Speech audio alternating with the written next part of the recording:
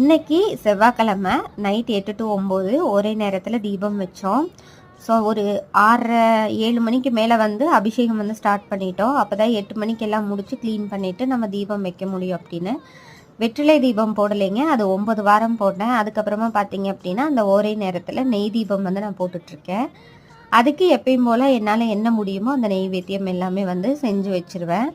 இன்றைக்கி வடை, அப்புறம் அவல், அப்புறம் பால், நாட்டு சக்கரை போட்டு சாமிக்கு வச்சாச்சு. அப்புறம் எங்கள் வீட்டு குட்டீஸுக்கும் பொட்டு வச்சாச்சு. சாமியெல்லாம் கும்பிட்டு பொட்டெல்லாம் வச்சுட்டு அதுக்கப்புறம் பார்த்தீங்கன்னா எப்பயுமே செவ்வாய்க்கிழமை நைட் சாப்பிட்ட நேரம் ஆயிரும்.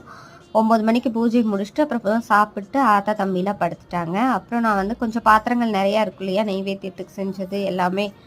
ஸோ அதெல்லாம் வந்து க்ளீன் பண்ணி வச்சுட்டு நைட் தூங்கும்போது பார்த்தீங்க அப்படின்னா மணி 11:30. எப்பயுமே செவ்வாய்க்கிழமை இந்த பூஜை நாட்களில் இந்த மாதிரி தான் டைம் ஆகும். ஸோ ஈவினிங் ரொட்டீன் வந்து இந்த மாதிரி தான் இருக்கும்.